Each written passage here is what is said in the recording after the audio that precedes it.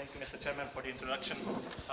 So evidently this lecture will be given in English, so it will be a bit of a refreshment for the translators. So I don't really think it's necessary.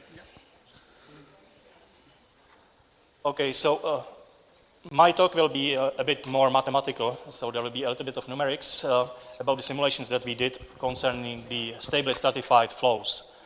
This is a joint work with my ex-PhD supervisor, now a colleague of mine, who will give the second talk just after me. And so we developed some knowledge of this kind of flows between the Czech Technical University in Prague, Institute of Mathematics, and the University of Toulon. This is the system of equations that we are using.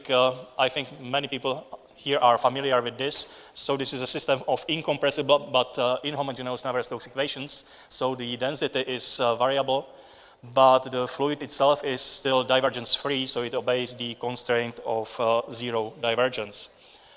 Based on this system, this is the full system, we can simplify to the Boussinesq approximation by taking some mean values, some background values for the density and pressure, and based on this can be subtracted from the original equations to take out the background pressure and background density profiles and just work with perturbation. So here in this equation, you can only see the gradient of the pressure perturbation, and also here on the right-hand side in the buoyancy term, you will only have the gravity term, gravity times the perturbation of density. But so far, this is just the composition of the model. There are no approximations made, so it's still fully equivalent to the original formulation. Just here, we go to the Boussinesq approximation, which in fact only differs from the full model by taking this scaling of the convective term by constant density instead of the variable density. But otherwise, there are no differences in the formulation. The whole formulation can be written instead of with the full variables, I mean the density and pressure, you can rewrite it to density perturbation formulation. But essentially, again, these two formulations should give you exactly the same results. There is evidently a small difference between full incompressible, full Navier-Stokes and this Boussinesq approximation, but in the cases that we are solving, it will be just marginal. The case we will be interested in is the flow over some kind of a hill, so it's flow in a half plane where there is a small smooth hill mounted here, and under stable stratification, what you can expect to see, this is typical for example, in the atmosphere, in the atmospheric flows, you can see some wave structures behind the hill that will depend on this background density gradient. So this is the essential situation. You can deduce the frequency of the gravity waves as according to this formula, as this is the Brunt-Weiss law frequency. And as you can see, if you formulate it for density, so it depends on the gravity acceleration, background density, and the background density gradient. So if there is no gradient, it's homogeneous, so there are no waves.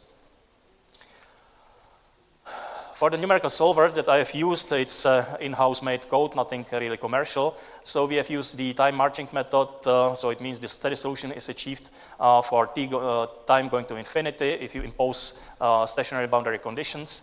To get the pressure, we used artificial compressibility method, so it means a kind of time derivative of pressure is added to the continuity equation.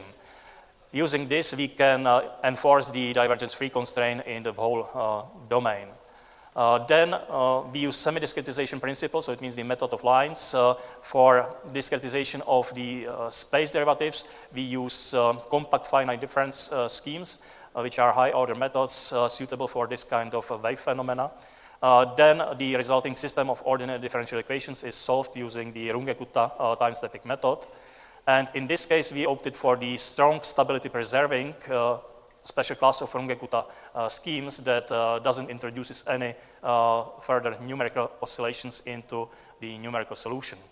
But anyway, because the compact finite difference discretization in space is just central, so we can expect some non-physical oscillations in the computational field. So we stabilize the whole method by using low-pass filters to filter out the grid frequency oscillations from our numerical solution. This is the essential setup. It's very similar to one of the setups that was used in experimental paper that was published a long time ago. So it's just a smooth polynomial hill placed in the domain.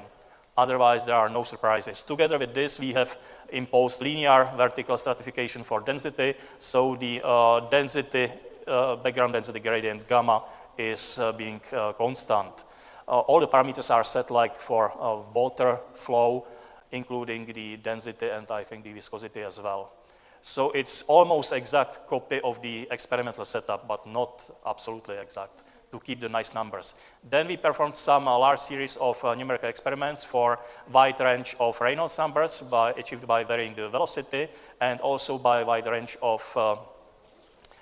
fruit numbers and Brunt-Weissel frequencies, where we change the frequency of the waves by changing the background density gradient. In this way, we were allowed to change independently the Reynolds number and the fruit number, and we can obtain this kind of results. For these isosurfaces, this is the vertical component of velocity, isosurfaces. So if I start from the end, if there is strong stratification, you will get something like this. So you don't see much the colors, but it's changing color from red to blue. So this is positive vertical velocity, then negative, positive, negative. So it's really characteristic for wave motion in, as you can see it in the atmosphere or in this experiment. Then based on different stratifications, you can get different wave patterns. For the same fruit number, you will get basically the same pattern, but there are some artifacts that do differ depending on the velocity. So really the fruit number is not the only number that is important in this case. You should also be concerned about the Reynolds number. If you look at the streamlines, these are the streamlines at the near ground level. Again, you can see if this is the stratification parameter. So if you go down, it's more and more stably stratified. So if you take a look from here, so the recirculation zone is bigger and bigger even if you don't change your velocity. So it's forced to stay on the same level, so the flow cannot go over the hill, so it should go around the hill. And you can see it much more pronounced at higher velocities. If you look at the same, but anyway, if you look for the same fruit number, like here in diagonal direction, so for the same fruit number, you have the same wavelength, essentially, but the recirculation zone is quite different depending on velocity. This is how it looks when you look from side. You can see the gravity waves in these pictures for weak stratification, but if you go to very strong stratification, then you can see that really the fluid is not allowed to move vertically, it stays in the horizontal level, and this is why it creates such a huge, very flat recirculation zones. But during the series of experiments, we have found several problems in the numerical simulations that deserve deeper study. The essential problem was that it's very sensitive to boundary conditions. And it's really extreme if you compare it with the homogeneous flow simulations, where it's very robust in that sense that if you change a little bit something on the boundary, so it doesn't have big effect on the solution. But in this case, for stably stratified fluids with the wave patterns that go up to the boundary, it's really extremely sensitive. So this just means that the variable density and namely the stably stratified flow simulations are quite a different topic than just the incompressible but homogeneous flow problem studies. So this is the setup that we have used in our simulations for boundary conditions. I think nobody's surprised with the wall where there are no boundary conditions. On the inlet, everything is prescribed, so again, not a big deal. But where is the problem is usually on the free stream boundary and on the sides of the computational domain, if you compute in 3 dimensions, because these boundaries are purely artificial, and then your solution should really be independent of what you prescribe on these boundaries, but you have to prescribe something to keep your numerical method solvable. We are most concerned with the upper boundary. On the upper boundary, if you have homogeneous flow, then you will see a straight streamline here, but for a stably stratified flow with the massive wave fields reaching the upper boundary, if you follow a streamline, so you can see that you cannot a priori say that there is nothing happening at the upper boundary of your computational domain. If you follow the streamline, you can see that part of the boundary is outlet, then the flow goes back to the domain, so it's inlet, and you get such a periodic pattern of inlets and outlets at the upper boundary. So this is quite different from the standard flows, and this is what makes the majority of the problems. So when we are trying to prescribe something at those boundaries, we have to take into account that the boundary is purely artificial. So really the result should be independent of what do you prescribe at the artificial boundary. Because the inlet and outlet type of the boundary is not a priori defined, then you may have some problems with the mathematical analysis of what is necessary to prescribe at that boundary. And also what is a bit special for this case is that the velocity vector is almost, but not completely parallel to that boundary. And because of the massive gravity wave field, the far field boundary is in fact never far field boundary, so it's never far enough, unless you are crazy and you will really put it several kilometers, but even so you are never sure. So we were first trying to use something what the people use for the homogeneous flows, but this is just a short explanation why these conditions that usually work don't work in this case, why they are too strong. For example, if you take a look at the continuity equation, so this is just the divergence-free constraint in 2 dimensions. So if I prescribe, for example, at the upper boundary that the vertical derivative of the vertical component of velocity is 0. So from this continuity equation, it implies automatically that the horizontal derivative of the horizontal component is also 0. So it means that the horizontal component will be constant along the upper boundary just by setting this, which people consider to be a soft boundary condition. So it's a very strong condition because it says I want to have my velocity constant along the upper boundary. And it's even worse on the outlet boundary if you use the same logic.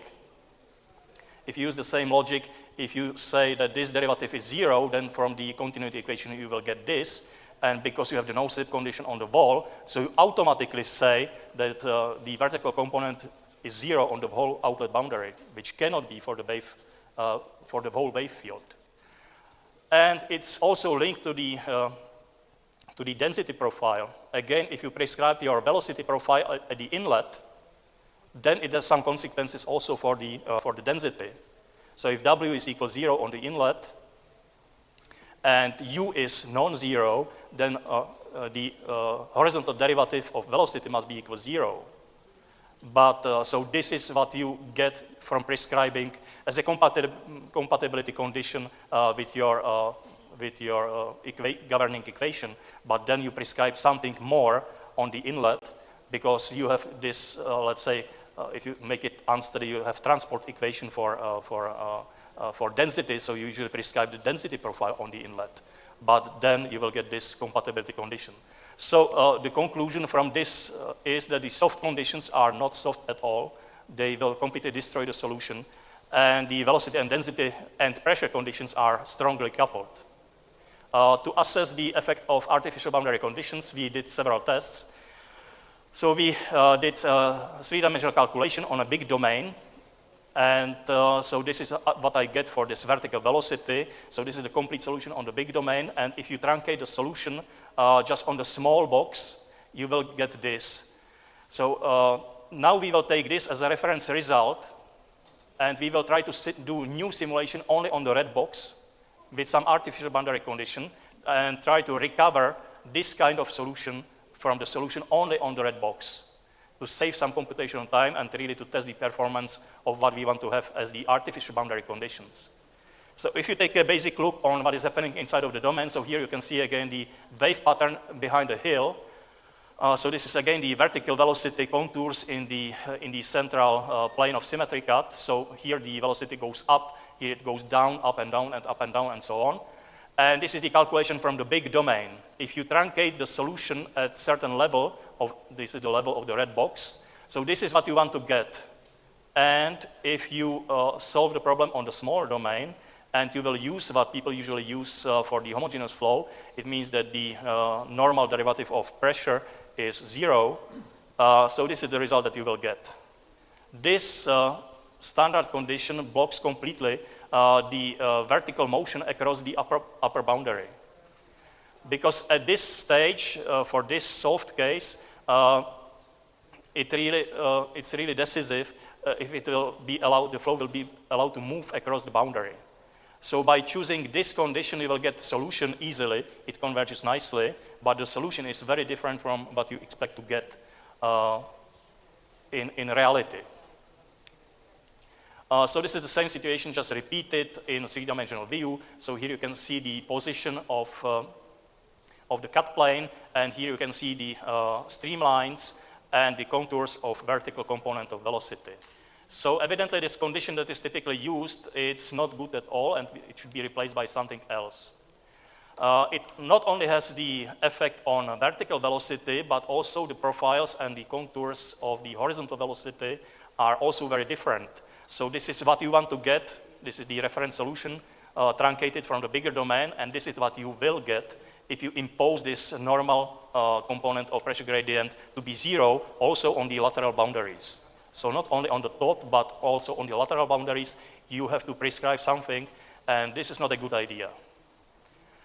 So if you look globally at the shape of the isosurfaces, so again, on the left, this is the reference solution, so this is what we want to get, and this is what you will get.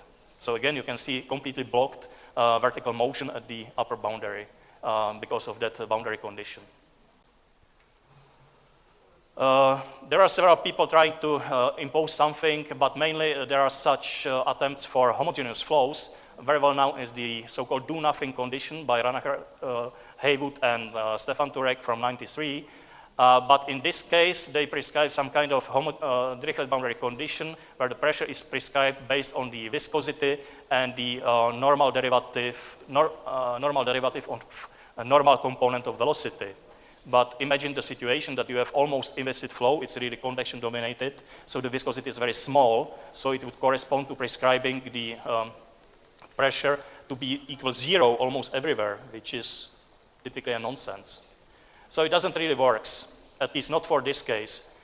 Then there was some attempt even for variable density flows to get something better, and there is this directional do-nothing condition by Bragg, Mucha, which is recent from 2014, where you can see that they add some correction term, but they only add this term because of some mathematical analysis of the boundary condition to keep, let's say, keep under control the energy, kinetic energy of the fluid that is entering the domain. But evidently this doesn't work as well. Just try to imagine this will be zero. You can forget about this term, and what this term will do, it means that you will only prescribe something in the case that the fluid is entering your domain, and you have nothing still for the case the fluid is leaving the domain. So these two approaches do not really work for the case that we are considering here. So after a long list of tests, we came up to this condition.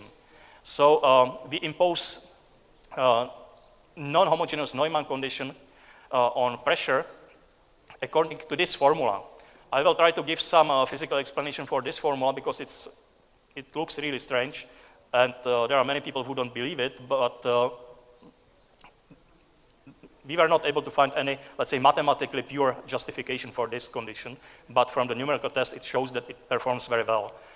We had some difficulty to give it some name because everybody has some name for his condition, do nothing, directional do nothing, so we call that do something condition because it really does something, but for the purpose of the paper, we named that convective pressure derivative.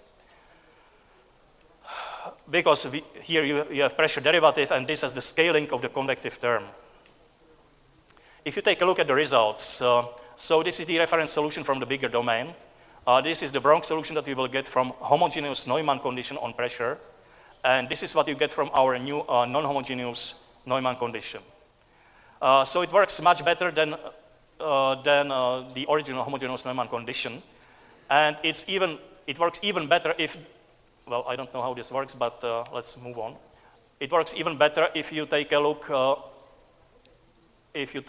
on some bigger domains.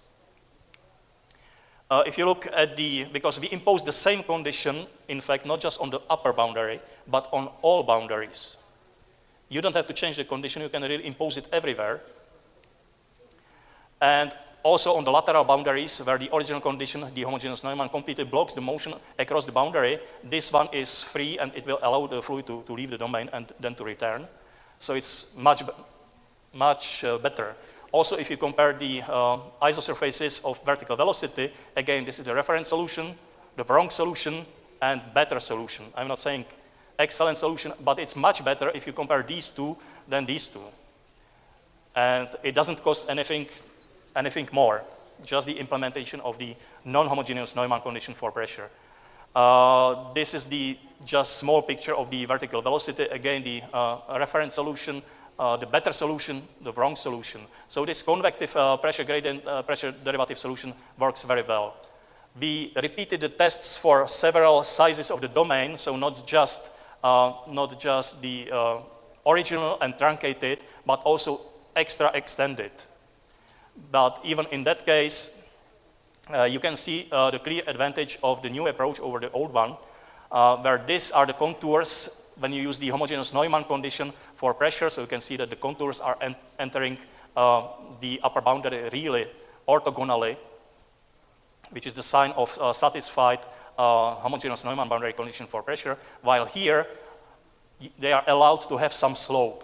And this is really very close to what you can see without any outer boundary condition. So it's really a soft boundary condition that doesn't destroy the solution. And also, if you compare these two solutions on the extra big and big domains, so you see that there are only minor differences in the shape. But if you compare these solutions, so it's always changing with the extension of the domain. So depending on the size of the domain, you will always get different solution. But here, the solutions with the new boundary condition, they do differ, but much less. This is for the horizontal velocity, the same story. The cuts for the vertical velocity, where you can see really the origin condition always blocks the vertical motion on the upper boundary. But here it's much easier. Here you cannot say there is almost no difference, so it makes no sense to extend the domain further because you will not get any better results in this part. So it's really soft boundary condition that works as expected. So now I do apologize for this heavy writing, but this was just taken from our paper where I was trying to explain why this condition does works. If you take a look at the boundary condition, so inside of the boundary condition, maybe I should jump back and several slides, sorry for that. This is the boundary condition. So if you take a look, the non-homogeneous Neumann condition, the right-hand side, it depends on the characteristic density, constant density for the whole problem.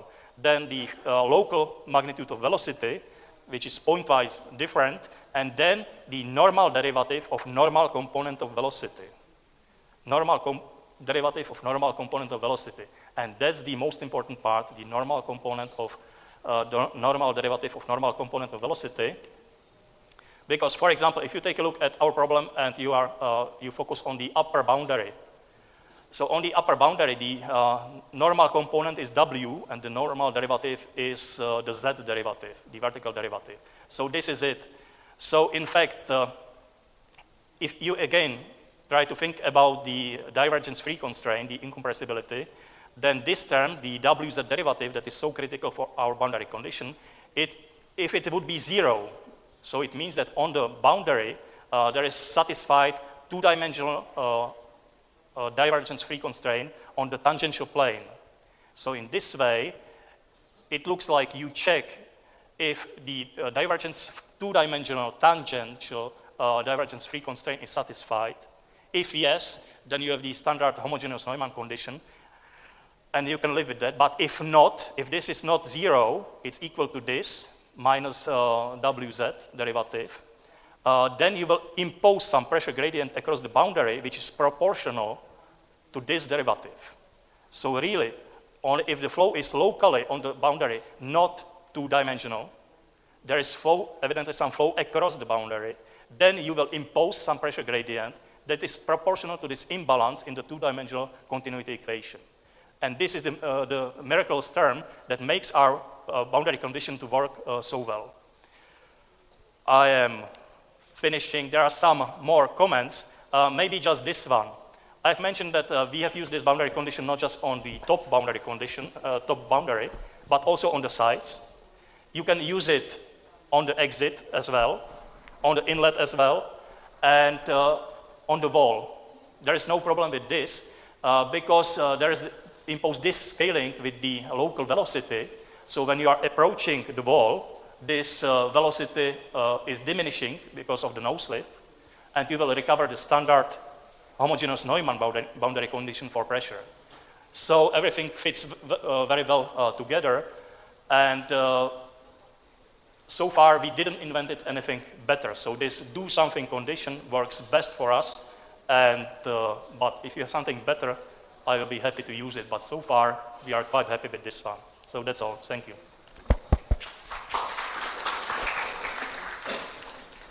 Вопросы? Any questions? Не, Сергей, не надо. Сюда говорить надо? Или бить? Говорить. Вот тот белый крестик. Okay. The question is about another do something approach, because actually all the methods you mentioned are about boundary condition on pressure. But in some numerical approaches, you don't actually make any boundary condition on pressure. You just set a reference pressure somewhere, and it is calculated. And that's it, but for the finite volume method, yes. If you have these ghost cells behind the boundary, so you have to put there some pressure. Okay. And even if you don't have the ghost cells, then you have to specify the pressure gradient on the boundary. Okay, so it's for finite, mostly for finite volume. Finite volumes, finite differences. We will be testing this for finite elements, because in finite elements they very often use this do nothing condition. Just they don't do anything, but then they still have this kind of problem that I have if I use this do nothing. Because another point why your topic is very important, I understand, is that waves can reflect from the boundary back and interfere with the flow backwards. Yes. If you have wrong boundary condition, yes. Yeah. In my boundary condition, it can freely exit and re-enter the domain. So once I used to avoid such a reflection, and when I couldn't even consider... Okay, so there is another approach if you add additional force to Navier-Stokes equation, which actually damps all velocity field which comes to the boundary. So, technically, yes, you can have some sponge layer or something like this where you will damp everything, but this is kind of cheating. Here I am showing the whole computational domain from first to the last point. Okay. No cutoff, no windows where you just show the results, no waiting before the reflections will come back. So yes, this is really, yes. I am showing everything. Okay, thank you. Есть предложение поблагодарить нашего докладчика. So thank you for your